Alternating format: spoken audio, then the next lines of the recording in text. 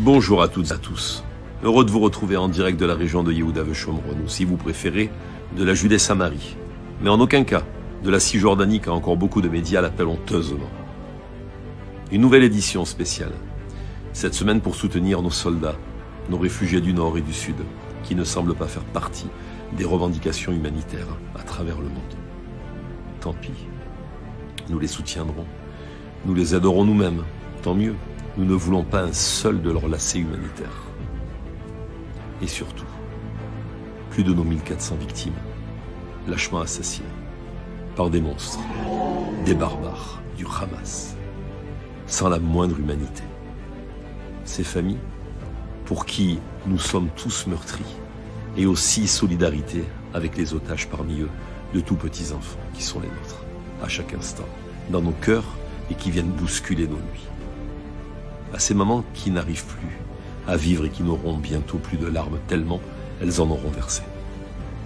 Nos éditorialistes, toutes et tous, ont dans la douleur, humblement, pour réconforter leurs frères et sœurs avec leur âme, presque désolés de ne pouvoir faire plus depuis leur plume.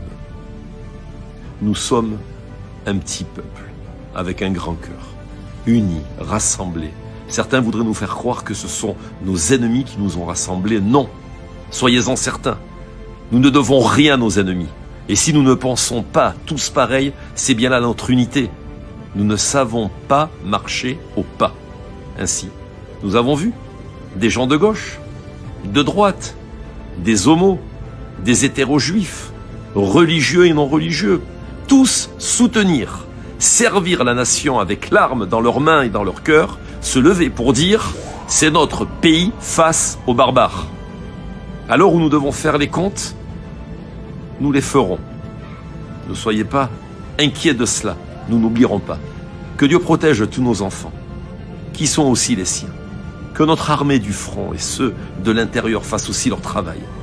Puisque tous le font, nous avons déjà une grande victoire, mais pas encore définitive, car la guerre va être longue. En effet, le général de division de Givati a supplié, les larmes aux yeux, et a demandé de faire comprendre au Ham Israël qu'il n'est pas suffisamment conscient de la situation de guerre à Gaza et que les combats sont très difficiles et dangereux. Il a souligné que les principaux combats nocturnes et acharnés commencent à 23 heures et que les heures les plus dures sont de 2 heures à 5 heures du matin. Chaque nuit, des soldats sont tués, hélas, dans les rangs de Tsahal. Le général pousse les soldats sur le terrain pour se battre, mais il a le sentiment qu'il n'a pas suffisamment le soutien derrière lui du Ham Israël pour prier et réciter les Télim de jour comme de nuit pour les soldats. Sa demande est que chaque juif prenne la responsabilité d'organiser des lectures de Télim, en particulier aux petites heures de la nuit, s'il vous plaît. Je tiens à remercier l'équipe qui distribue cette semaine la nouvelle édition de Futé Magazine dans nos villes d'Israël, malgré les risques pris pendant les sirènes d'alarme aux roquettes et aux missiles. Futé Magazine, solidaire et uni à vos côtés, en toutes circonstances, depuis plus de 18 ans. À bientôt, j'espère, pour des bonnes nouvelles, comme par exemple de ne pas accepter un quelconque cessez-le-feu et de laisser Israël éliminer la bête immonde, le monstre pour l'enfer et pour l'éternité. Am Israël Chai, et que le Tout-Puissant nous protège à toutes et à tous, en Israël et à travers le monde.